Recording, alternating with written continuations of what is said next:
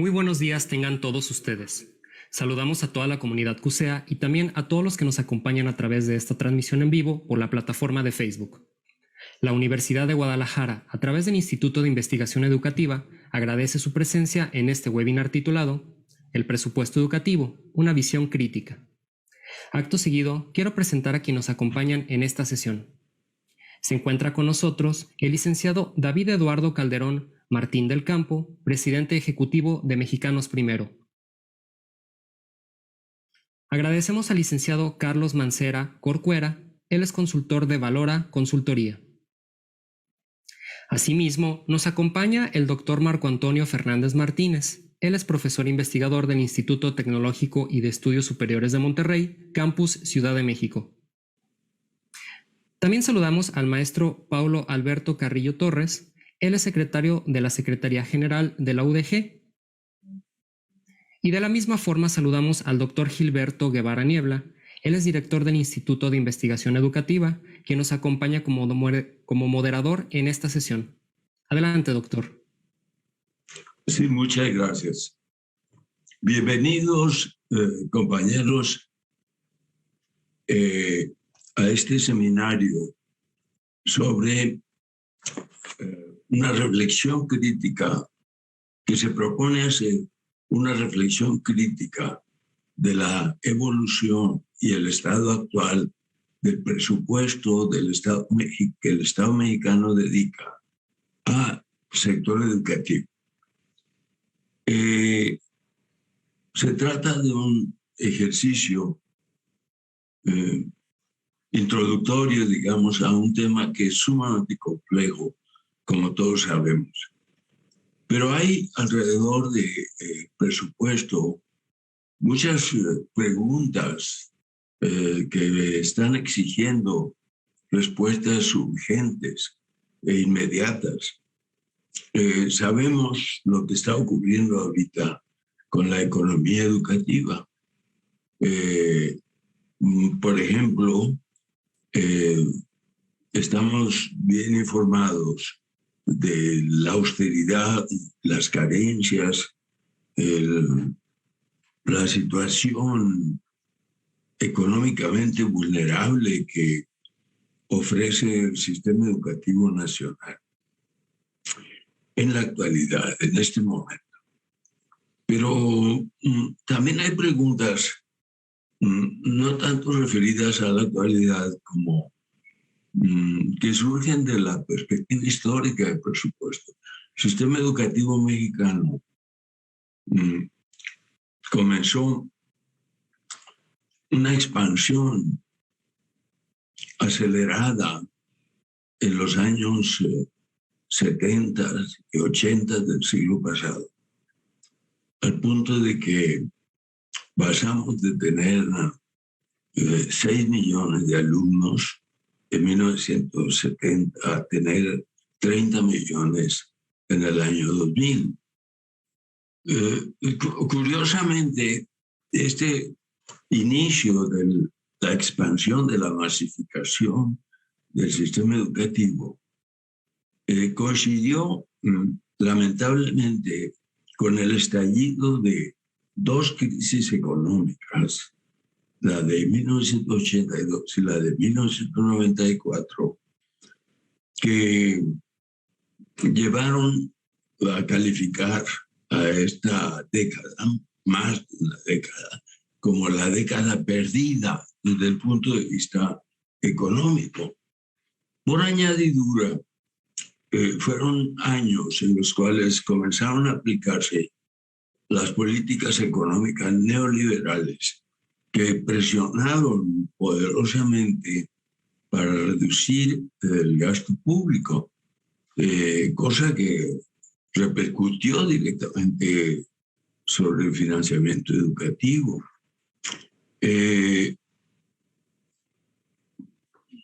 Entonces, por lo menos como hipótesis, digamos, podemos pensar que esta expansión que ha llevado al sistema a crecer, pero de una manera muy acelerada, no fue acompañada por una expansión correspondiente del financiamiento educativo. Podemos suponer también que tenemos un sistema educativo pobre. Bueno, tenemos evidencia de que el sistema educativo se ha empobrecido, se ha masificado, pero al masificarse se ha empobrecido, además de que se han empobrecido los servicios educativos mismos. Es decir, no sé si exista un estudio histórico sobre el presupuesto de la educación en México. En todo caso, sería muy interesante revisarlo en una perspectiva macrohistórica. Pero lo que más nos preocupa es el futuro de la educación en México. ¿Cómo es posible, cómo será posible o qué tendríamos que hacer para hacer posible que en el futuro la educación mexicana reciba más recursos? Claro que a esto se asocian innumerables factores, la devalorización pública de la educación, en gran parte determinada por toda la cultura del consumo y de la publicidad. Y las nuevas tecnologías han generado una revolución cultural, una revolución, las conciencias, y que parecen estos cambios militar contra la educación, o que disminuyen el valor de la educación, o que ponen en entredicho la tarea de los maestros y la función de las escuelas. No es una ecuación sencilla la que tenemos enfrente, es sumamente difícil. Una situación actual, determinantes históricos que están pesando sobre el presente y finalmente un gran cambio económico y cultural que está transformando la vida de los mexicanos y que ha acarreado, digamos, involuntariamente o inconscientemente, una muy grave devaloración de la actividad educativa y del trabajo del profesor. En fin, es un horizonte muy vago, muy amplio, que yo les propongo para nuestra reflexión. Creo que nos interesa sobre todo incidir sobre el presente. ¿Qué está pasando ahorita con el presupuesto de 2022, de 2022? ¿Y qué posibilidades está ofreciendo para un desarrollo saludable del sistema educativo en todos sus niveles, desde la educación inicial hasta la educación superior? En fin, esta es una breve introducción. Espero que tenga alguna utilidad para ustedes. Gracias. Creo que le corresponde entonces hablar a David. Muchas gracias, Gilberto, doctor Guevara. Buenos días a todas, a todos. Gracias por acompañarnos. Voy a hacer uso de unas láminas para compartir pues estas reflexiones sobre el presupuesto educativo. Por supuesto, agradecerle muchísimo al doctor Guevara y a todo el equipo del Instituto de Investigaciones de Educación, del CUSEA, de la Universidad de Guadalajara, y pues un gran saludo a mis compañeros de mesa, Pablo, Marco y Carlos, todas personas muy destacadas. Tal cual, tratando de ser muy concreto, el presupuesto, a mi juicio, es un robo a las escuelas y es un fracaso para niñas y niños. ¿Por qué digo que es un robo? Porque han desaparecido 9 programas presupuestarios que iban directamente orientados a apoyar a las escuelas. No es dinero que iba a los estados y que de ahí en una bolsa que es como la noche en donde todos los gatos son pardos se pierde y medio llega a distintos aspectos. Estos eran programas focalizados a escuelas específicas y a lo largo de este tiempo se han ido desapareciendo. ¿Cuáles son los programas que desaparecieron? El de inclusión digital, el de reforma educativa, las escuelas de tiempo completo, el Programa Nacional de Convivencia Escolar, el Programa para la Inclusión y la Equidad Educativa, el Programa de Fortalecimiento de la Calidad Educativa, el Programa de Atención Educativa a la Población Migrante, que a pesar de que se creó en 2020, es solo, la clave se conserva, es el cambio de nombre de un programa que ha existido o que existió hasta este año por 40 años. Es la primera vez que este país deja en 40 años sin un solo centavo a la atención a la población migrante. Justamente, a pesar de los discursos del gobierno federal, pasa históricamente a la vergüenza como el gobierno que destruyó el apoyo a la educación de población escolar migrante. Y no es así en abstracto, son niños y niñas migrantes, la gran mayoría de ellos mexicanos, una parte centroamericanos, pero la gran mayoría de ellos mexicanos. Desarrollo de aprendizajes significativos de educación básica y el programa de atención a la diversidad de educación indígena. ¿A cuántos afecta? A 37,000 escuelas y a casi 4,5 millones de alumnos que se quedan sin estos recursos. Acá vemos en estas dos gráficas cómo la afectación es profunda a las zonas indígenas, rurales y de alta marginación. 3/4 partes de las escuelas afectadas por esta desconexión, o sea, sencillamente les quitaron, les robaron, no les dieron menos, es que la autoridad cometió el error de no aumentar el recurso, es que les quitó todo recurso que ya tenían para determinadas tareas cruciales en todas estas escuelas. A los estudiantes igual, ¿no? Una buena parte de ellos de zonas indígenas, rurales y de alta marginación. O sea, una afectación a los más pobres, un robo a los más pobres.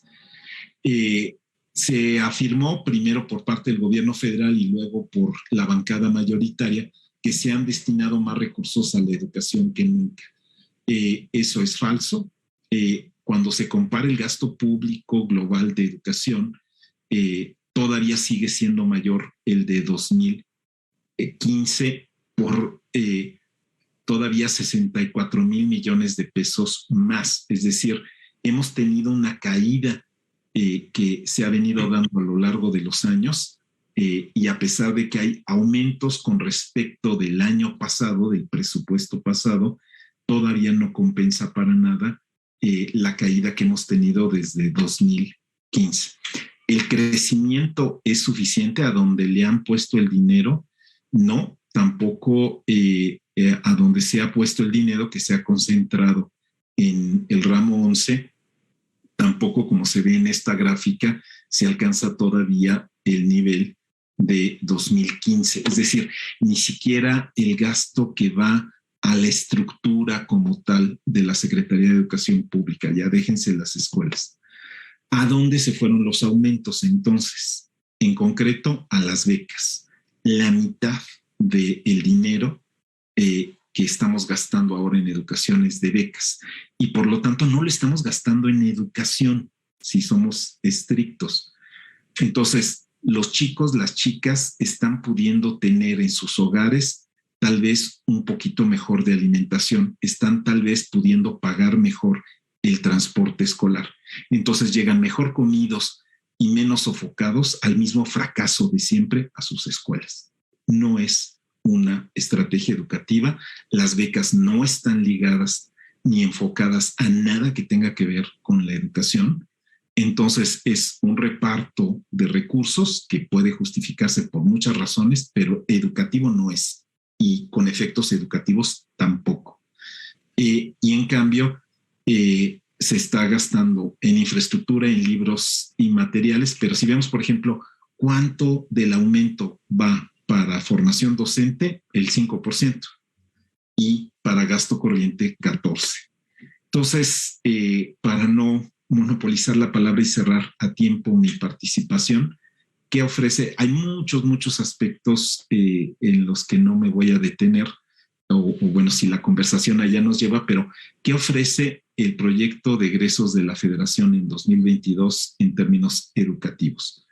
Ese gasto educativo no corresponde a las necesidades reales y actuales de las niñas, los niños y los jóvenes. Para infraestructura, equipamiento y materiales, o sea, este gobierno que piensa tan de bulto en cosas y no en personas, en cemento y no en desarrollo de capacidades, ni siquiera está invirtiendo lo suficiente en infraestructura, equipamiento y materiales. En formación docente sigue siendo una vergüenza. En concreto, no rebasa los 100 pesos por maestro al año. Contra el abandono no hay un solo fondo. Entonces, estamos con el riesgo de perder 4,5 millones de estudiantes, niñas, niños, jóvenes, y no hay un solo peso a ninguna estrategia específica contra el abandono. Nada más hay, pues, instrucciones para que vayan los supervisores a buscar a los niños, para que el DIF nos ayude, pero en concreto no hay un solo peso después del drama del cierre de 1,5 años de escuelas. Para educación socioemocional, un engaño. Lo que así se etiquetó, en realidad no está auténticamente dedicado a eso. Para educación inicial, las niñas y los niños pequeños, entonces podemos celebrar que en los papeles, en la Constitución y la Ley General de educación inicial es ahora un nivel por sí mismo. De 0 a 3, las niñas y los niños tienen derecho a aprender, no necesariamente en formas escolarizadas. Y ahí en concreto lo que ha pasado es que hay una captura del Partido del Trabajo, aliado del gobierno federal, para quedarse con el dinero de servicios para la primera infancia, y hay un incumplimiento grave de las responsabilidades. Y concluyendo todo este gran paquete, hay una gran opacidad en el destino del gasto público aprobado. Muy pocas evaluaciones sobre la calidad del gasto, y realmente hay que meterse muchísimo al presupuesto para desentrañar mucho de lo que les estoy compartiendo, porque no es evidente a primera vista. Y entonces, en concreto, en el momento de máxima emergencia educativa, el gobierno federal está destinando poco, pobre, y les está quitando a las escuelas. Ahí terminó mi primera participación. Gracias. Gracias. Muchísimas gracias por tu participación, David. Son ideas, son datos muy precisos y que invitan desde luego a una reflexión más amplia. Le vamos a dar la palabra ahora a Marco Fernández. Marco, tienes la palabra. Muchísimas gracias, Gilberto. Gracias a la Universidad de Guadalajara y a tu centro por hacer este seminario con colegas que respeto, que saben del tema, y en donde me parece que hay que hacer una reflexión básica sobre el presupuesto educativo. Y en esta reflexión creo que lo importante es ver cómo gastamos, cuánto gastamos, con qué principios los hacemos, porque no es solamente decir necesitamos más dinero en educación porque gastamos mal, sino si realmente tenemos un gasto en educación óptimo. Recuerdo hace muchos años cuando regresaba a México y justo los colegas de Mexicanos Primero impulsaban lo de mal gasto educativo. Y justo es un recordatorio de cómo tenemos un problema en donde además de las asignaciones presupuestales muchas veces se hacen pues con problemas de corrupción, con problemas de falta de rendición de cuentas, en donde el principio de la equidad reiteradamente está ausente de las asignaciones presupuestales simplemente para el plan sectorial de educación, que se supone que se estarían haciendo los esfuerzos para avanzar en esa dirección. Pues para realmente hacerlo, pues tendríamos que asignar entre 17 y 36% más de recursos, ¿no? Entonces, tenemos un problema, por ejemplo, en la falta de cómo el presupuesto en manos de la SEP, pues por un lado genera, se destina a su operación mayoritariamente. Hay la parte que está minoritaria con algunas reglas de operación y hay una parte pues realmente discrecional. Se acordará, David, la discusión hace unos, si no mal recuerdo, año y medio más o menos, del famoso U080, que es este programa que pues otra vez se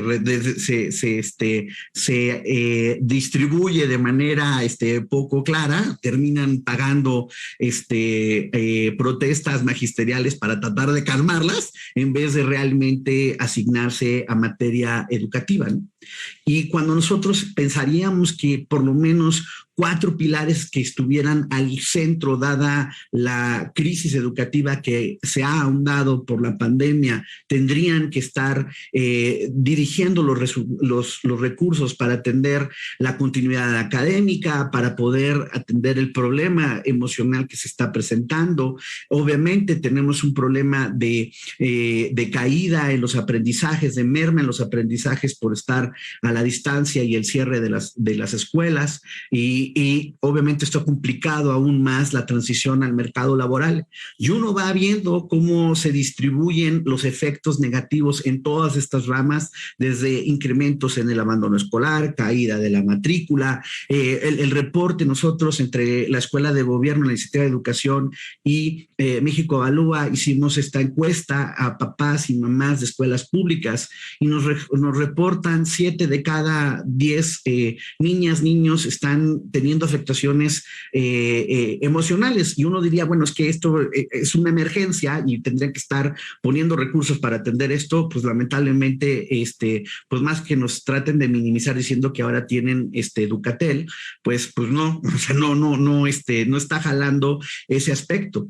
Hablabas tú hace ratito, Gilberto, de una perspectiva histórica de cómo ha evolucionado el presupuesto, y pues vean cómo realmente en pesos constantes, pues las cosas no pintan bien, lamentablemente, por más discursos, como dice David, que se echa al gobierno, pues en perspectiva histórica, pues las cosas no han sido de la mejor manera.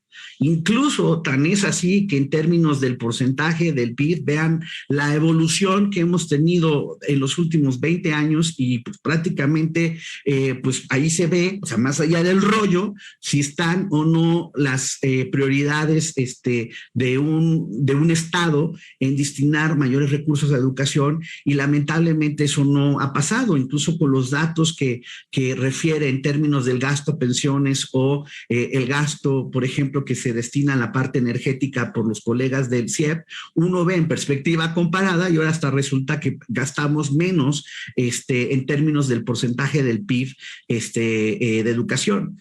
Tú estabas en el gobierno en los 90s, Gilberto, y cuando Sí. viene la reforma educativa del Acuerdo Nacional para la Modernización de la Educación Básica y esta promesa que la descentralización de la educación provocaría que los estados, al ser gobiernos más cercanos a la gente, podrían empezar a responsabilizarse más de atender las necesidades educativas, ¿no?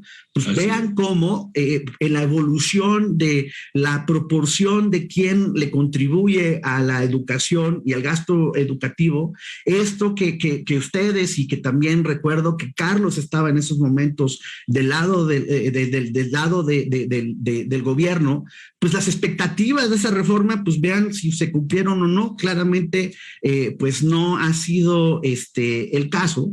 Y nosotros observamos cómo, por ejemplo, en este gobierno, ya lo decía bien David, pues está privilegiando lo de las becas, pero toda esta parte de poder facilitar estas clases a la distancia, o lo que malamente llaman modelo híbrido. Digo malamente porque pues híbrido puede ser a lo mejor en la Universidad de Guadalajara, a lo mejor nosotros en el TEC de Monterrey y demás, porque tenemos un pedazo de nuestra clase presencial y otra que se está transmitiendo de manera simultánea por el internet, pero en las escuelas públicas, la mayor parte de las escuelas públicas del país, esa no es la realidad. No ha habido recursos para facilitar el contacto, por ejemplo, ni siquiera para llegar a un acuerdo con las telefónicas de tarifas preferenciales para el contenido educativo, ¿no? O sea, no, nada de nada, ¿no? Y tenemos problemas serios de rendición de cuentas, el famoso programa La Escuela es Nuestra, que tratan de presumir como un programa que se destina a las escuelas para poder lograr mejorar la provisión, por ejemplo, de agua y demás, pues tiene problemas serios de opacidad y de falta de rendición de cuentas. Solo para que los que nos están viendo, ahí están los lineamientos de operación, porque ni siquiera son reglas de operación, en donde se establece que para poder decir que es cómo se gastó, basta con recibos que los comités de las mamás y papás que están junto con los maestros recibiendo estos recursos, los peguen en el periódico mural de la escuela y se acabó. Entonces, no hay ni siquiera realmente revisión de cómo se está haciendo este gasto educativo, y hemos documentado con mi colega Laura Noemí Herrera cómo hay problemas y ni siquiera de avances significativos justo en lo que se supone que iban a corregir de problemas de la infraestructura. No ha pasado esa situación. Vean la distribución del gasto. Voy súper rápido porque tengo poquito tiempo, y la parte, por ejemplo, sí, qué bueno que para este año se hacen esfuerzos para tratar de aumentar los recursos a la primera infancia, pero venimos de un déficit importante para poder atender, por ejemplo, ese aspecto súper nodal, en donde diversos colegas, los colegas como Héctor Villarreal, Rafael Hoyos, el propio David, han hablado de la importancia de la primera infancia. Bueno, pues lamentablemente el Estado mexicano no se lo ha tomado en serio. Y uno que ve la proporción de las becas, diría, bueno, a lo mejor está bien para tratar de atender el problema de abandono escolar. Pues no, porque como no las focalizan, entonces vean aquí cómo, cuando hacemos un comparativo de cómo se daban las becas de oportunidades y las becas dichosas Benito Juárez, si ustedes ven las gráficas tanto del lado de los hogares como del lado de los propios estudiantes, ahora hay regresividad en el gasto, es decir, se les está asignando recursos a familias del quinto o cuarto quintil, mermando los recursos que podrían tener las familias realmente más pobres, y que trataba justo el programa anterior de oportunidades de precisamente a través de la focalización poder beneficiar a los más necesitados. Y como además el programa no ha sido acompañado por programas de tutorías o de acompañamiento docente, no es sorpresa que incluso antes de la pandemia a este gobierno es el primero que en el siglo XXI se les cae la matrícula de la media superior en 3%. Porque el abandono no se resuelve solamente repartiendo lana, pero si tú no atiendes las deficiencias educativas y la parte emocional que está detrás de muchas decisiones de chicas y chicos de abandonar la escuela, pues no vas a atender el problema del abandono. Vean rapidísimo cómo, por ejemplo, pues tanto se llenaron la boca diciendo que los docentes eran la preocupación, que respecto a la mal llamada reforma educativa anterior, ahora sí se iban a poner los docentes al centro, y hasta se atrevieron a poner en la Constitución que es su derecho recibir una buena preparación constante para mejorar sus resultados en el aula. Y vean cómo ha sido un recorte acumulado mayúsculo en lo que va del sexenio. Entonces, patrañas, y ahí está las quejas en términos incluso de la falta de recursos para la promoción docentes y el desastre de la unidad encargada de estas promociones para poder atestiguarlo.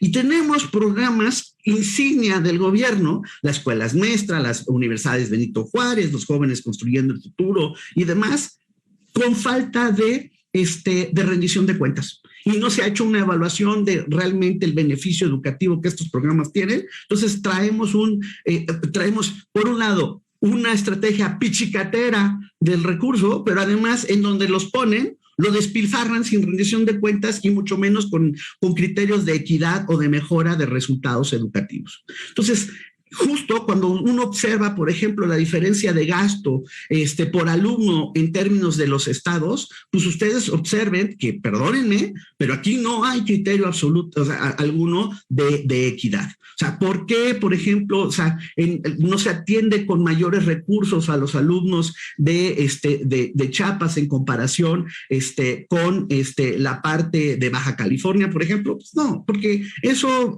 son cosas neoliberales. O sea, estar pensando el tratar de poner al centro realmente la evaluación de cómo vamos a asignar los recursos, pues esto no es políticamente correcto para este gobierno. Finalmente, con esto termino. Algunos elementos que consideramos que es necesario tomar en cuenta para tratar de darle una mejor dirección a la forma en que se utilizan los recursos. Claramente se necesita reestructurar diversas áreas del presupuesto para privilegiar la materia educativa. Ahí está el despilfarro en Dos Bocas, ahí está el despilfarro del Tren Maya, etcétera, para evidenciar que cuando algo le importa al Ejecutivo puede encontrar incluso en épocas de vacas flacas los recursos para financiar lo que realmente es una prioridad y descuidar lamentablemente la materia educativa. Pero ojo, y eso creo que es algo que tenemos que tener al centro de esta discusión, no es solamente empujar el tema, decir más, sino cómo y dónde. Y ver rendición de cuentas. Hablaba hace ratito, David, por ejemplo, del presupuesto para las escuelas migrantes. Por supuesto que este es un tema importante, pero incluso para ese presupuesto, no estoy justificando para nada la eliminación del programa, pero ni siquiera el gobierno ha dado cuenta de las escuelas que servían precisamente a las poblaciones migrantes si realmente se utilizaban de manera correcta los recursos. Entonces sí necesitamos más, pero con criterios de equidad y sobre todo también con criterios de rendición de cuentas, que eso es súper importante. Y en ese sentido, aunque no le guste a la transformación, pues sí se necesita empezar a empujar la necesidad de evaluar, porque no es que nos sobre así el dinero, y sí necesitamos poder canalizar los recursos donde sí son prioridades y tener mayores beneficios para la equidad de oportunidades y la calidad de los aprendizajes en nuestro país. Muchísimas gracias. Muchísimas gracias, Marco. Muy buena ponencia la tuya. Vamos a dar la palabra ahora a Carlos Mancera, por favor. Muchas gracias, Gilberto, y a la Universidad de Guadalajara por esta invitación. Es un gusto compartir este panel virtual con Marco, David, Paulo, todos estudiosos de los temas educativos y entre otros también de los presupuestales. Me voy a permitir también compartir una pequeña presentación. Quisiera retomar algunos de los puntos que ya han expresado antes David y Marco. Yo tengo este cuadro, trata de sintetizar, digamos, la estrategia presupuestal de esta administración en relación con el presupuesto destinado a la educación. Datos de 2018 con los de 2022. Para cada uno de los tipos de educación, muestro el presupuesto que se destina en total a ese tipo educativo y el desglose entre becas y otros programas. En educación básica, en esta diapositiva, ustedes hay una disminución del presupuesto del orden de 9.600 millones de pesos entre 2018 y 2022. Sin embargo, las becas en ese mismo periodo crecieron de 22.000 a 33.000 millones de pesos, o sea, un aumento de 46%. Otros programas tienen una caída, perdón, aquí hay un error en algún dato, muy importante. En la educación media superior, una historia parecida. Las becas crecen de 17.000 a 34.000 millones, otros programas tienen un ligerísimo aumento. En educación superior las becas se duplican, otros programas tienen una ligera caída y pues, como resultado en la suma de los tres tipos de educación, las becas crecen 72%, los programas tienen una caída muy significativa. Esto, digamos, parece responder a la lógica de que por obra y gracia de las transferencias, la educación se va a resolver. Es decir, como si el problema de la educación en el país fuera un problema de transferencias a los estudiantes y sus familias. Evidentemente hay muchos millones de alumnos y miles de apoyos para el ingreso mínimo en el hogar y que requieren para funcionar, comer a veces, para poder asistir a la escuela. No está discusión la necesidad de dar becas a un número muy importante de personas. A eso esta lógica ha estado siempre presente en la educación pública en los últimos 15, 20 años con mayor razón, sobre todo después del lanzamiento del programa Prospera, antes Oportunidades, Progresa. Era un programa muy, muy bien focalizado. Ya Marco nos mostraba algunos datos de cómo las becas llegaban realmente a quienes más las necesitaban. Lo que no tiene sentido es gastar el dinero que se requiere para operar los servicios educativos, para apoyar a los maestros, para llevarle materiales a las escuelas, para llevar equipamiento a las escuelas, con acompañamiento, etcétera, no dar esos programas, no dar esos apoyos porque se tenga que dar una beca necesariamente a todos, como es en media superior, o a muchos que no las requieren en otros niveles educativos. Hay realmente una lógica que parece, yo creo que imposible de sostener. No hay manera en que el servicio educativo se sostenga si no cuente con lo necesario. Y no es un sustituto el simplemente dar becas o transferencias de manera indiscriminada. Con una lupa para lo que sucede en educación básica, las becas, pues ya veíamos que crecen 46%. Hay un desglose aquí de los principales programas. La Escuela es Nuestra, es un nuevo programa de esta administración. Los recursos se asignan directamente a las escuelas. Eso puede tener ventajas, se ahorran muchas capas burocráticas. Sin embargo, si no hay reglas claras, si no hay un órgano que defina reglas, que haga un mínimo de supervisión, es muy posible que esos recursos se utilicen de manera poco eficiente, como ya lo apuntaba también. Escuelas de tiempo completo desapareció. Aquí pongo como parte del presupuesto de 2018 escuelas al 100, aunque no era en rigor presupuesto del ramo 11, sí tenía un impacto muy, muy importante en la capacidad de invertir en el equipo, en las instalaciones y los edificios escolares. Eso tiene a precios constantes, yo estimo 18,000 millones, tuvo 18,000 millones de pesos en 2018 y no tiene nada. Educación inicial y básica comunitaria, esta que se destina a las poblaciones con mayor rezago, tiene una caída real. Es realmente notable cómo la distancia que hay entre el discurso de protección a los más desfavorecidos, a los que más requieren de los apoyos del Estado para tener una buena educación y la asignación presupuestal a esas personas. El Programa Nacional de Inglés, no se ha dicho en esta administración que sea relevante, sin embargo en la Constitución sí se puso que la educación básica debe asegurar el dominio de una lengua extranjera, sin embargo los recursos caen en una tercera parte prácticamente. Un poco más de dinero para producción y transmisión de materiales educativos. Ahí la escuela, con la escuela en casa, recibió un poco de dinero. La tragedia del programa para el desarrollo profesional docente, que recibe hoy menos de 10% de los fondos que recibía en 2018. Es decir, no hay manera en que los maestros puedan hacer su trabajo, y todavía menos en una situación de la complejidad actual con la pandemia que hemos padecido, la afectación a las escuelas, si no se les dan apoyos para orientarlos con materiales, acompañamiento, etcétera.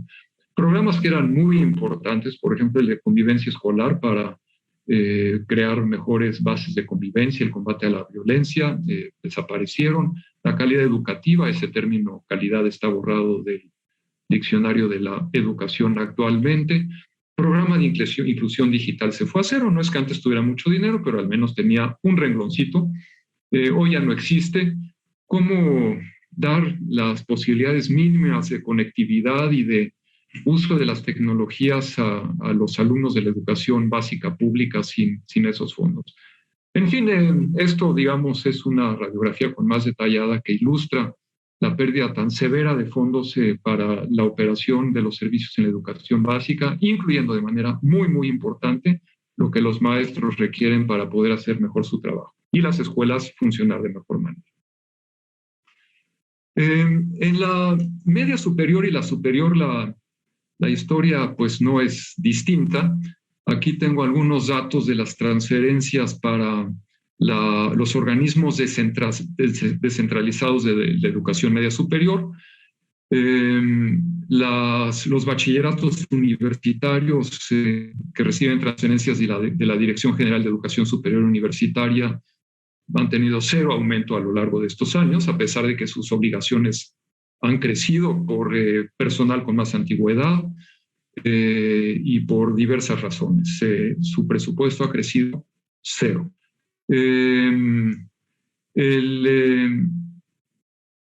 Los organismos descentralizados tipo CECITES, colegios de bachilleres, que reciben su presupuesto de la Subsecretaría de Media Superior, han tenido un ligero aumento, pero pues muy escaso en relación con la demanda de los servicios que reciben.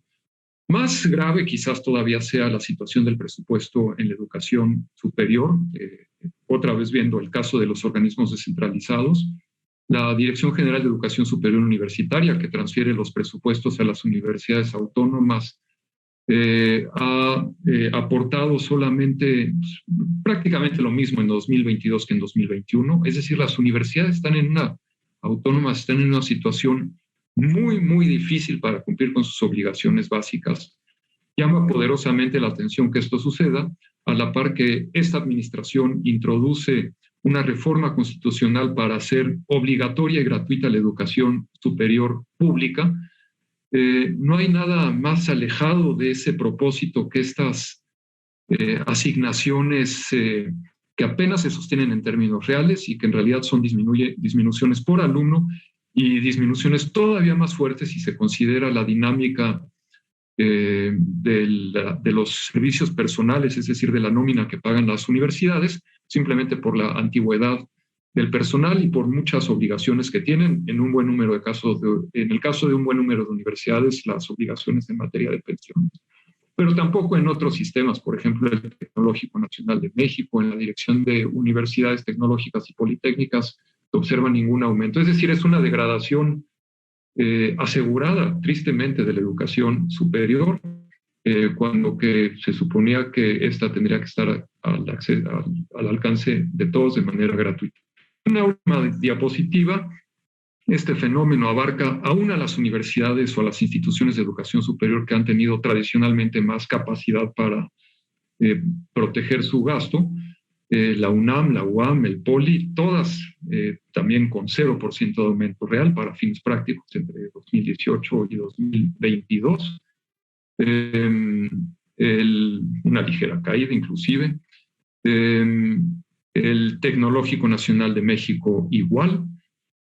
Aquí no están los datos, no puse ningún renglón de las universidades Benito Juárez, del Bienestar Benito Juárez. Esas han recibido 1,000 millones de pesos cada año desde 2019 hasta 2022. Se dice que esas son las universidades que van a dar los lugares suficientes a los alumnos para que accedan a la universidad, a la educación superior gratuita. Es imposible con 1,000 millones de pesos que eso suceda. No ha crecido ese gasto. Bueno, eso independientemente de que no hay ninguna claridad ni siquiera del número de alumnos que estudian en esas universidades, los planteles existentes, los programas de crecimiento. Si hay una parte del sistema educativo con opacidad en el gasto, en las metas, en los programas, probablemente sean las universidades para el Bienestar Benito Juárez, en donde está la gran apuesta para ofrecer la educación superior gratuita a toda la población. Esos serían mis comentarios. Gracias, Gilberto. Muy bien, Carlos, muchas gracias. Muy buena tu intervención. Le damos la palabra ahora a Paulo Alberto. Hola, buenas tardes a todos, buenos días todavía. Muchas gracias, doctor Gilberto, por su invitación. Gracias a la Universidad de Guadalajara, mi alma mater, a CUSEA, que soy profesor de ahí estudié. Compañeros, David, Marco, Carlos, muchísimas gracias. Es un placer compartir con ustedes. Y me permito compartirles la presentación.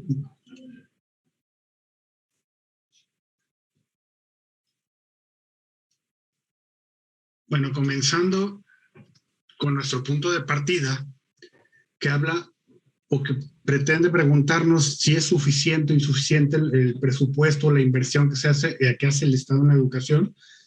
Traté de partir de algunas generalidades, como es el artículo 3º constitucional, donde nos dice que toda persona tiene derecho a la educación, incluyendo ya la superior, y que esto es obligación del Estado hacer que esta educación sea universal, inclusiva, pública y gratuita. De ahí partir si es suficiente o no el presupuesto, pues es muy complicado.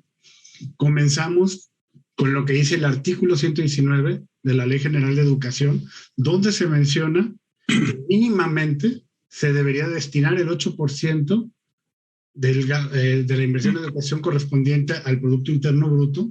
Dice aquí que no podrá ser menor eso, y de esa inversión, por lo menos el 1% debería ir a ciencia y tecnología.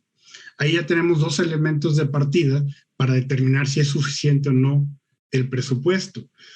Si nos vamos al Plan Nacional de Desarrollo, ya el actual, del 2019-2024, pues lo principal que nos marcan en este gobierno, la tendencia principal es garantizar el acceso a la educación a todos los jóvenes.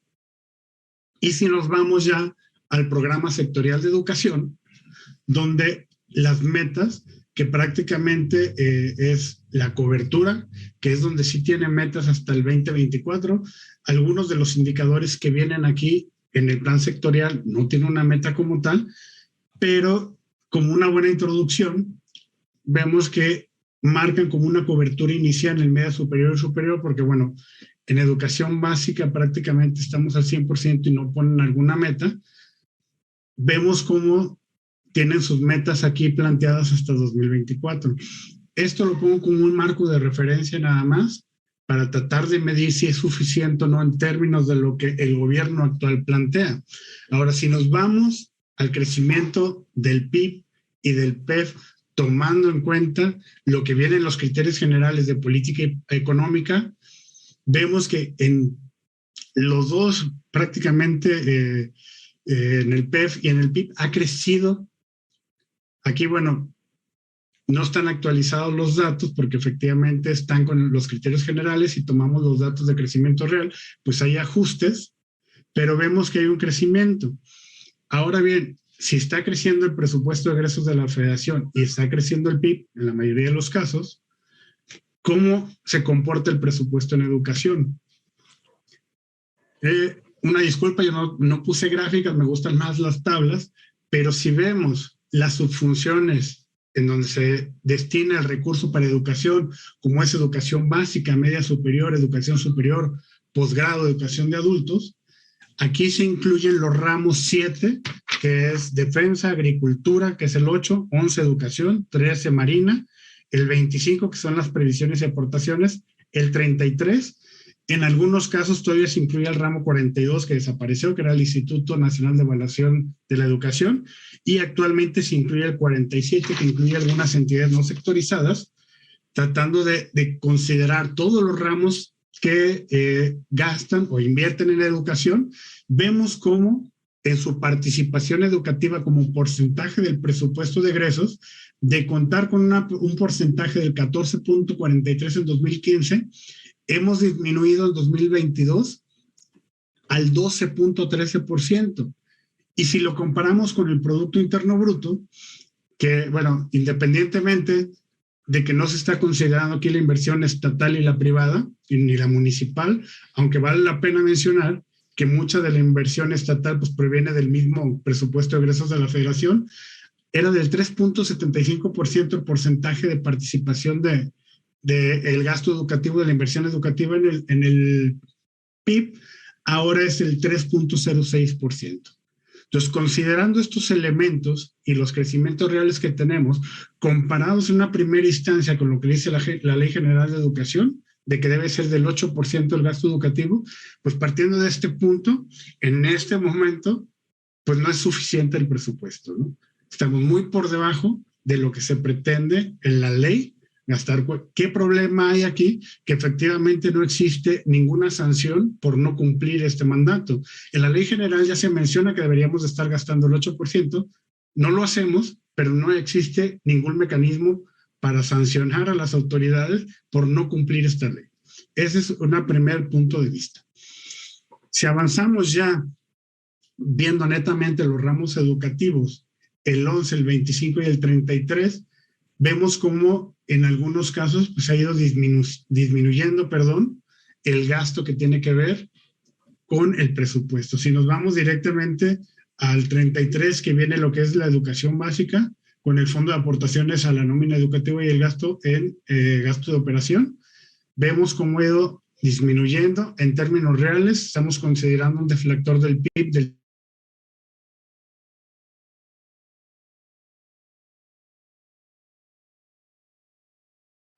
en todos los niveles educativos.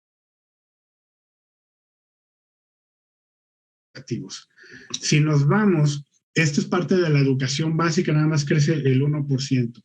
Si nos vamos al crecimiento que tiene que ver con la educación media superior, es la que más crece en términos generales, pero bien lo han mencionado, pues tiene que ver con parte de lo que se gasta en becas.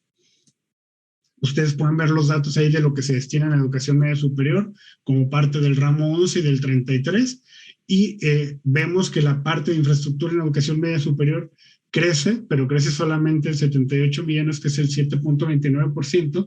Si vemos que lo que se pretende es alcanzar a incrementar la cobertura, pues en esta parte, en lo que invertimos en infraestructura, nos indica que no es suficiente. Si vamos al apartado de educación superior, donde efectivamente el porcentaje de cobertura es mucho menor que en los otros niveles, podemos ver que también el crecimiento en la parte del Fondo de Infraestructura de Aportaciones Múltiples, pues es también del 7% y es insuficiente con la meta que ellos pretenden alcanzar de subir la cobertura en la matrícula de educación superior. Entonces podemos ver, como ya lo mencionaron, que hay un decrecimiento en los recursos que se están invirtiendo en educación superior.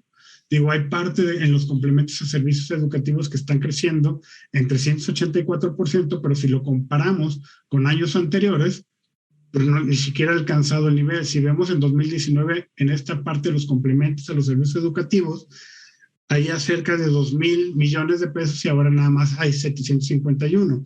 Aunque creció bastante respecto a 2021, pues no estamos alcanzando. Si nos vamos a posgrado, pues ahí prácticamente no se le invierte. El crecimiento es del 1.52% y se ha mantenido a un nivel muy bajo. En educación para adultos no se diga. Entonces, si nos vamos ya a comparar con lo que ellos mencionan en su programa sectorial de educación, tenían una meta planteada del incremento en la cobertura en media superior del 85% y no se alcanzó. De hecho, el valor inicial era del 84.2% y ahora es el 83.20%, en 2021 80.2%. Entonces, la cobertura en lugar de subir está disminuyendo. Y estos son datos del propio programa sectorial de educación comparado contra las principales cifras del sistema educativo nacional, todos publicados por la SEP. Y si nos vamos a educación superior, sí ha crecido la cobertura respecto al valor inicial que se contempló, sin embargo, no ha alcanzado las metas que ellos pretenden. Ahora, esto, comparado si es suficiente o insuficiente el presupuesto, creo que puede haber un incremento presupuestal sin duda. Sin embargo, independientemente que estemos creciendo los presupuestos, si no hay una política de Estado a largo plazo, no importa cuánto presupuesto tengamos, no importa si llegamos al 8%. Si tenemos en un plan sectorial de educación metas que no han sido consensuadas con la mayoría de los estados o con la mayoría de los actores políticos, independientemente del partido que esté en el poder, nunca será suficiente tener un presupuesto. Como bien lo mencionaba Marco, efectivamente, si no tenemos evaluación, se desapareció el Instituto Nacional de la Evaluación de la Educación. Si no estamos evaluando las políticas educativas, no vamos a alcanzar, independientemente del presupuesto, los objetivos que necesitamos como país. Y vale la pena mencionar, nos hemos centrado mucho en los programas. Los programas educativos, desde el tiempo del entonces presidente Fox, se estuvieron reestructurando y estuvieron disminuyendo. No significaba que fuera malo que hubiera menos programas. Había una reestructuración de programas donde se pretendía amalgamar o juntar aquellos programas que tuvieran los mismos objetivos. Sin embargo, en este momento efectivamente han ido desapareciendo programas que sí venían teniendo una función específica o venían alentando ciertos sectores desprotegidos de la educación.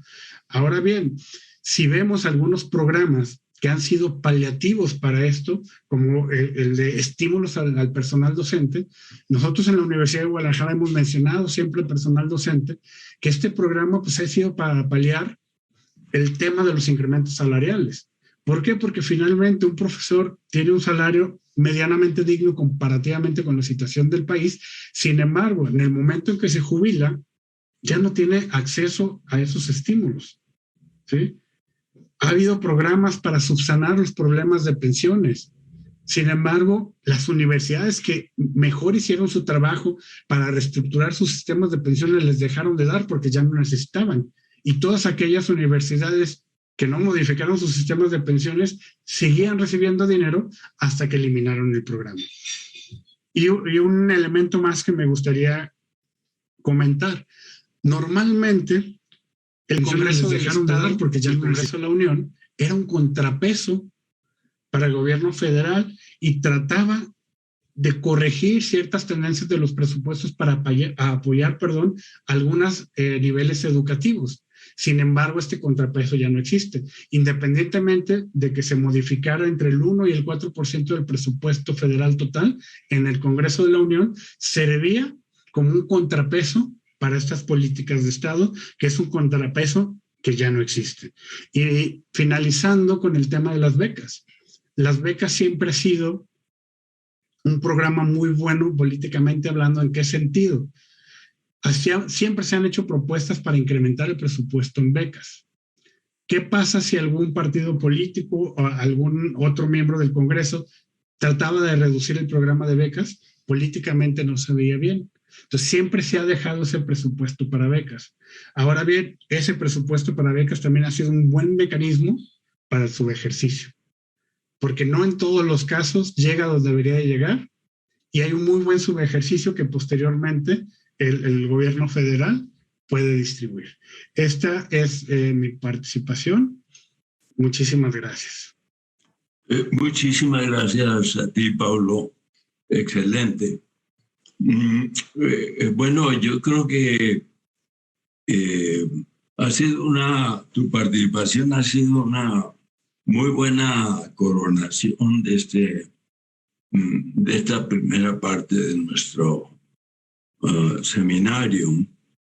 Y yo creo que en conjunto tenemos 4 ponencias excelentes, con mucha información, y en la que se han formulado enfoques sobre aspectos muy particulares y muy reveladores de la tendencia que está teniendo el financiamiento educativo.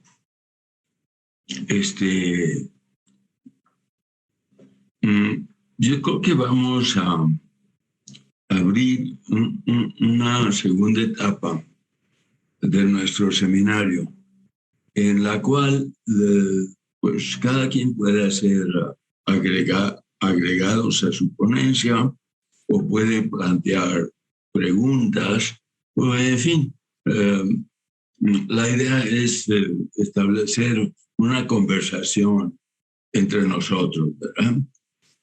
Entonces, yo los dejo en libertad para hablar.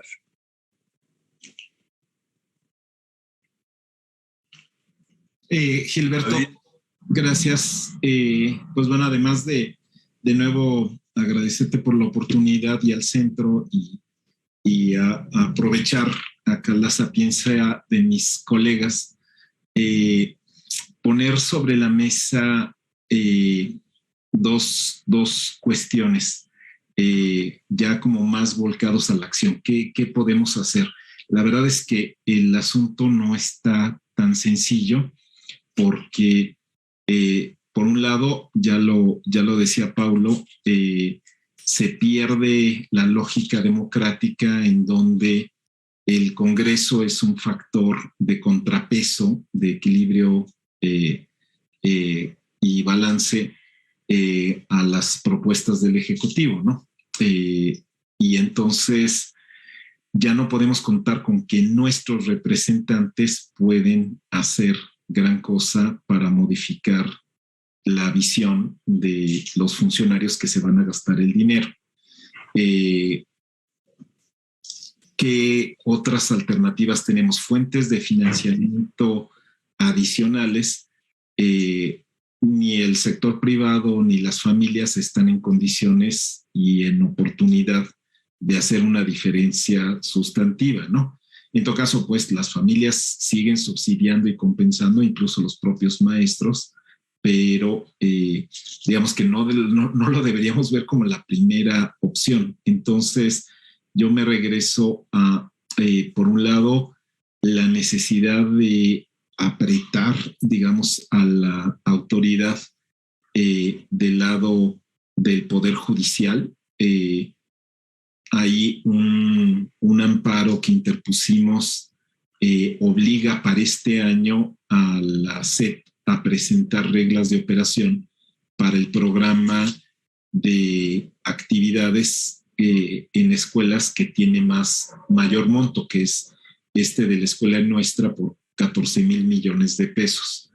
Entonces no es garantía ni que las van a hacer bien ni que las van a hacer oportunas, pero al menos romper la lógica de discrecionalidad que ya decía Marco Fernández, que llega a lo grotesco de decir que es válido presentar como comprobación de gastos una lista de raya, ¿no? Por los trabajos que se hagan en una escuela. Entonces ya es una captura clientelar vulgar, grosera, y si siempre lo es, solo porque se maneje en forma facciosa estos recursos, hay que recordar que como funciona todavía la escuela es nuestra, hay una figura, un servidor de la nación, que es un funcionario no solo adepto al régimen, sino que trabaja en otra secretaría, en la Secretaría de Bienestar, quien es quien determina si se le da curso o no a lo que propone ese comité de padres de familia. De hecho, quien convoca al comité de las familias es el funcionario de bienestar, no es el director de la escuela, no es ningún funcionario de la SEP. Entonces, digamos que si hay que ponerle en algún momento dado foco a un programa para tratar de en él tener cierta oportunidad de un mejor financiamiento para la escuela, creo que deberíamos concentrar nuestras baterías en estar cuestionando, denunciando, recogiendo evidencia de lo mal y lo poco y lo sesgado que se usa la escuela es nuestra, para que al menos parte de esos recursos, todavía en esa triste lógica asistencialista, pero que al menos no se roben los recursos o no los usen para promoción electoral, creo que ya podría ser una tarea pues a proponernos en colectivo. Entonces, ahí lo dejo como ya en el capítulo de entonces, ¿qué podemos hacer además de hacer este análisis de los daños, como en ciertos remedios que podríamos proponer? Pues ahí hay uno primero sobre la mesa, en insistir en que se cumpla esta sentencia para que en 2022 la escuela nuestra tenga reglas de operación, lo que ya, por ejemplo, le da a Coneval la posibilidad de evaluar el programa, ¿no? Y no dejarlo tan suelto como está. Gracias. Sí, gracias. ¿Alguien más? Y solo retomando justo lo que menciona David, creo que hay que entender la lógica, pues con franqueza, tramposa, de cómo diseñan las cosas en este gobierno, con franqueza, para escapar la rendición de cuentas y al mismo tiempo tratar de vender esta historia romántica del pueblo bueno, las comunidades saben lo que hacen. Yo recuerdo que cuando se anunció La Escuela es Nuestra, tener una conversación muy franca y pues incómoda con el entonces secretario de Educación, Esteban Moctezuma. Y Moctezuma me decía, Marco, pero ¿por qué sospechas de los comités de las mamás y los papás? Fíjate, hasta lo vamos a hacer también que la secretaria, la que va a presidir estos comités en las escuelas, es una mujer. Con eso se va a garantizar que no haya corrupción, ¿no? Y pues obviamente, pues digo, si los que estamos aquí y largo tiempo estudiando educación, pues hasta hemos visto problemas de corrupción en algunas escuelas con las famosas cuotas escolares. Entonces, claramente, pues esta forma tramposa de tratar de decir que las comunidades saben mejor cómo hacerlo y por eso va a haber, no hay necesidad de rendición de cuentas. Sí creo que tenemos que empezar a desnudarla, pero al mismo tiempo hay otros aspectos que este gobierno todavía vamos más para atrás, y no digo que el anterior no tenía problemas muy serios. Y estoy pensando, por ejemplo, en el FONE famoso y la nómina magisterial. Nosotros en su momento hicimos un análisis a profundidad del FONE con los datos del sexenio anterior. Y mostramos que, por un lado, sí, se habían reducido problemas de los famosos comisionados del CENTE y demás, mal uso de los recursos en la nómina, pero persistían algunos y los hicimos públicos, le mandamos la información a la Auditoría Superior de la Federación. Nadie, por supuesto, hizo denuncia penal o proceso administrativo por los pagos indebidos que se permitieron. Ahora, este gobierno ni siquiera las bases de datos que antes se tenían que hacer públicas para analizar justo la información del FONE, las hace públicas. O sea, ya hasta los PDFs los quitaron. O sea, entonces sí traemos un problema, además de resistencia, de tratar de transparentar la forma en que se hace el ejercicio de los recursos públicos. Insisto, no es que era el mundo ideal de la transparencia y el buen ejercicio en las administraciones anteriores. Tenemos muchos ejemplos que eso apunta para allá. Hace rato Carlos hablaba del programa del inglés, pues es que la Auditoría Superior en su momento, en el sexenio anterior, documentó muchísimos malusos, problemas de corrupción en el programa del inglés. En vez de que lo corrijan, ahora le dan chicharrón. O sea, no, pues esas no son las soluciones, ¿no? Entonces sí creo que el hecho de estar observando múltiples signos de opacidad y con toda franqueza de cinismo del mal uso de los recursos públicos es algo sobre lo que ya se debe de actuar de manera firme. El paso de, por ejemplo, yo no sabía de lo que acabas de mencionar, David, de poner el amparo, es obviamente un paso en la dirección correcta, o sea, y estar forzando, pues aunque no tienen mayoría los legisladores de la oposición, pero sí a activarlos a tomar discusiones serias en las comisiones. Porque pues baste, para los que están siguiéndonos, si se conectan a ver las sesiones de las comisiones de educación presididas por sendos morenistas en ambas cámaras, son patéticas la forma en que ni siquiera se cuida el hacer cuestionamientos cuando hay, entre comillas, las comparecencias de la glosa del informe. Entonces, si no logramos incrementar el costo político respecto a estas acciones, pues perdón, las cosas no van a cambiar. Y un último punto, a mí esa es la parte que me parece también nodal en esta discusión. Sí creo que en la autocrítica, y alguna vez lo hemos comentado, David, en otros espacios, con franqueza hemos sido como comunidad no muy eficientes en tratar de activar a la sociedad para poner a la educación al centro de las discusiones. Cuando uno observa, pues con toda franqueza, los múltiples signos del desastre educativo en aprendizajes, en la parte emocional, en la parte de abandono, etcétera, y ve las encuestas respecto a la evaluación que la ciudadanía hace en materia educativa del gobierno, y digo, eso ha pasado también en los gobiernos anteriores. No es que antes teníamos una ciudadanía crítica respecto a la educación y ahora no la tenemos, sino por eso hablo que como comunidad no hemos logrado, o sea, hemos intentado diversas formas, desde cuando, por ejemplo, aquella película controvertida, pero que movió la discusión en su momento en materia educativa, que ustedes impulsaron, David.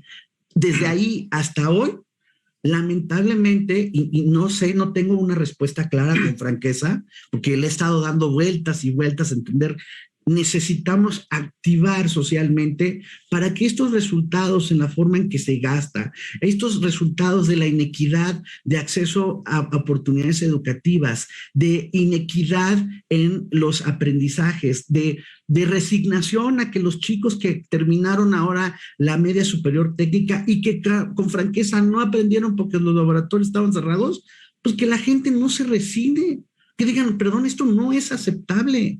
Incluso como comunidad, sé que tenemos estilos distintos los que estamos aquí presentes, pero sí tenemos, creo yo, que empezar a ser mucho más cándidos con la autoridad. Yo a mí sí, tú sabes a quién me va a recibir, David, o sea, esta neotransformación de algunos colegas que primero evaluaron la reforma educativa anterior, hasta les pagaron para evaluar la reforma educativa anterior, le dijeron que estaba muy bien al señor Aurelio Nuño, les llegó el rayo transformador y ahora hablan de destrucciones transformadoras adecuadas. Perdón, esas cosas no, así no vamos a cambiar a este país en materia educativa.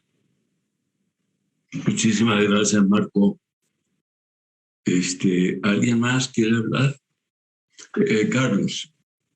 Gracias, Gilberto. Bueno, pues yo no, me cuesta mucho trabajo introducir una nota de optimismo. El actual gobierno pues controla los instrumentos del poder y por eso ha podido introducir estos presupuestos o logrado que se aprueben y ejerzan estos presupuestos por absurdos que sean. Y absurdos digo en relación con los mismos objetivos que la administración señala y que yo creo que en gran medida son compartidos por la sociedad. ¿Quién no quisiera una educación más equitativa, una educación que favoreciera sobre todo a las regiones más pobres? ¿Quién no quisiera que se lograran todos los aprendizajes del largo repertorio que ahora marca la Constitución? En eso no hay ningún desacuerdo. Pero el hecho es que esta administración tiene los hilos del poder y ha logrado la imposición de estos presupuestos que contradicen su discurso y contradicen lo que la propia reforma constitucional que se impulsó en 2019.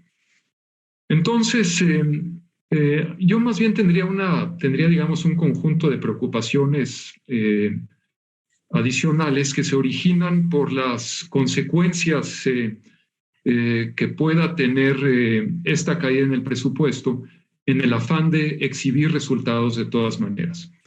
Y voy a mencionar dos casos en concreto. Uno, en la educación básica y la media superior, frente a la imposibilidad de realmente hacer cambios educativos, porque con este presupuesto y la forma en que está operando el aparato educativo no puede haber transformaciones favorables. Frente a esa barrera que está ahí presente, hay un riesgo enorme de que se lancen medidas espectaculares que produzcan un daño muy profundo. Y concretamente me angustia el que se recurra a este expediente que ya ha sido utilizado en otras ocasiones en la historia del país, de simplemente modificar los planes y programas de estudio. Es decir, como si cambiar los planes y programas de estudio fuera a mejorar las cosas por sí mismo. Desde luego que el currículo es algo fundamental, los planes y programas de estudio son esenciales para que los objetivos del sistema estén claros, que los maestros sepan qué hacer, que haya un aprendizaje bien armado, que tenga los andamiajes apropiados, etcétera, etcétera. Pero está lejos de ser suficiente por sí mismo.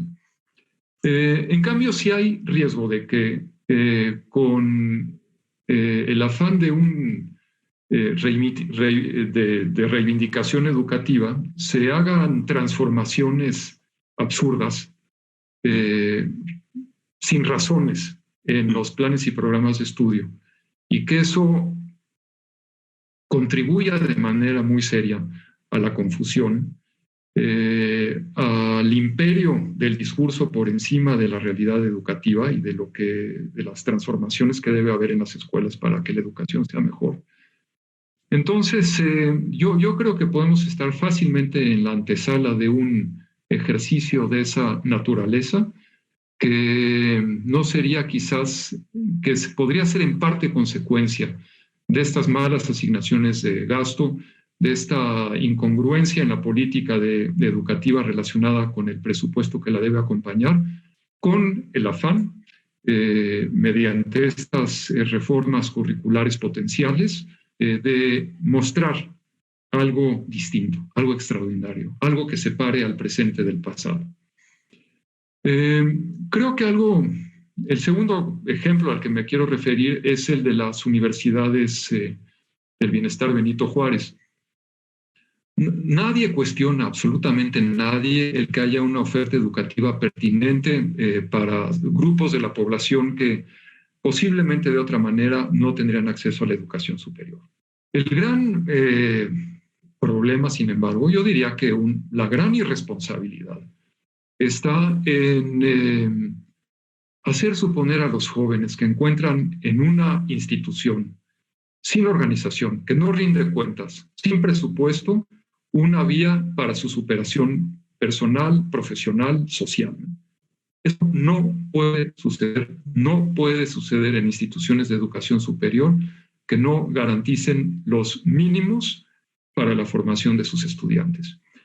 Ojalá estuviera yo equivocado, pero no hay ningún elemento de lo que por lo menos conozco se haga público y no digamos que se evalúe en relación con las universidades para el bienestar Benito Juárez, que acredite lo contrario.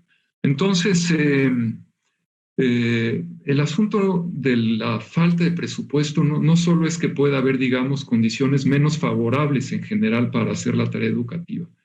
El problema es que puede conducir a deformaciones, al surgimiento de, perdón, voy a usar una palabra quizás sea excesiva, pero me voy a atrever a hacerlo, de ulceraciones en el sistema educativo que terminen por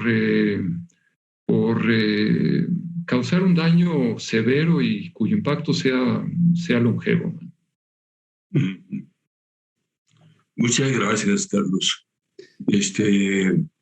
No sé si Paulo. Sí, gracias. Miren, desde mi punto de vista, creo que tenemos un problema cultural. ¿Cómo podemos enfrentar y solucionar el problema de la educación en el país? Es muy complejo. ¿Por qué? Porque efectivamente, culturalmente hablando, nos estamos preocupando por evaluar demasiado y todas las evaluaciones que hacemos, y no significa que esté en contra, se enfocan en la calidad de los programas educativos, la calidad de los docentes. Ya se ha hablado actualmente del FONE, anteriormente llamado FAEP. En el FAEP tenía un componente de evaluación para distribución del recurso que tenía que ver con la calidad educativa. Nunca en la existencia del FAEP se pudo concretar cómo medir esa calidad educativa. Actualmente, a las universidades nos piden evaluar los programas educativos de pregrado y posgrado, y estamos preocupados por salir bien en esta evaluación, cuando por otra parte el gobierno federal nos exige incrementar la cobertura o la matrícula, y queremos tener calidad con nuestros servicios educativos, con salones con alrededor de 50 alumnos en las instituciones públicas. ¿Cómo alcanzamos esa calidad? Y aparte, la calidad muy subjetiva. ¿Cómo medir esa calidad? Es lo complejo. Y si partimos del supuesto de que, desde mi punto de vista, siempre es el mismo, sobre todo en este país, la confianza en las instituciones. ¿Tenemos confianza en las instituciones? No. Como no tenemos confianza en las instituciones, estamos tratando de crear mecanismos para estar controlando esas instituciones. Y quiero poner un ejemplo, espero darme a entender con esto a qué me refiero. Nosotros le damos recurso a un investigador como universidad pública, pero le pedimos al investigador que nos compruebe, que tenga todas las facturas en regla, que una factura que le dieron no esté boletinada, o que la empresa no esté boletinada. Entonces, el investigador, una gran parte de su tiempo se la pasa armando comprobaciones más que centrarse en su propia investigación. Le dan viáticos y le dicen: lo que te corresponde por salir a tal lado es tanto dinero, y aparte se tiene que preocupar por comprobar ese dinero. Y no digo que esté mal. Esa desconfianza que tenemos porque se ha dado recurso a varios investigadores o profesores y no lo ejerce bien, ha generado estas situaciones. Sin embargo, ¿qué pasaría si nosotros le dijéramos al investigador: ¿cuánto cuesta tu investigación? 200,000 pesos. Toma tus 200,000 pesos y la única comprobante que yo te pido es que la investigación efectivamente se haya publicado, funcione para lo que me dijiste que iba a funcionar. Creo que le quitaríamos gran peso. No entregaste, no te vuelvo a dar recursos en 5 años, 6 años. No lo sé, habría que pensar en una política, porque insisto, esto es muy difícil. ¿Cómo evaluamos esa calidad? ¿Cómo evaluamos cada elemento o cada programa que estamos creando? Ante estas carencias, yo insistiría en el tema que mencioné hace un momento: lo que necesitamos son contrapesos. Si nos sale muy caro evaluar, ¿por qué el gobierno, al hacer todos sus programas universales, lo más sencillo es darle recursos a todos y yo luego veo cómo evalúo? Si le estoy dando dinero a quien no lo necesita, pues yo ya dije que era universal y me ahorro esta evaluación. Entonces, si no podemos evaluar y nos sale más cara la evaluación, como dicen coloquialmente, sale más caro el caldo que las albóndigas, entonces necesitamos contrapesos que nos permitan ir equilibrando. ustedes están viendo lo que está pasando en el país al no tener contrapesos en los demás poderes.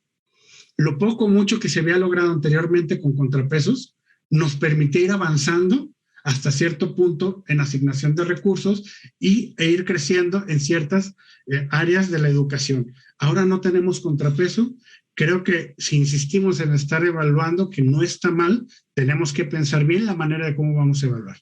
Definir los criterios. La solución es muy complicada, es muy difícil por esta misma desconfianza que tenemos en las instituciones. Entonces, creo que un punto de partida es tener contrapesos e ir pensando nuevas maneras de evaluar, porque creo que todos nos hemos hecho expertos en llenar cuestionarios e instrumentos de evaluación para tratar de cumplir con lo que nos muestran, y no sé si en todos los casos estamos cumpliendo nuestro objetivo de la evaluación. Creo que es cuanto. Muchas gracias. Muchísimas gracias. Bueno, Marcos se está disculpando porque va a tener que retirarse. Y hemos en realidad ya cubierto el tiempo que habíamos asignado a esta conversación. La conversación se ha grabado. Cuando tengamos la grabación se las haremos llegar. Y bueno, yo creo que esta conversación debemos continuarla, ¿no? Si ustedes me permiten, los vuelvo a convocar en un tiempo razonable para que sigamos platicando sobre el mismo punto.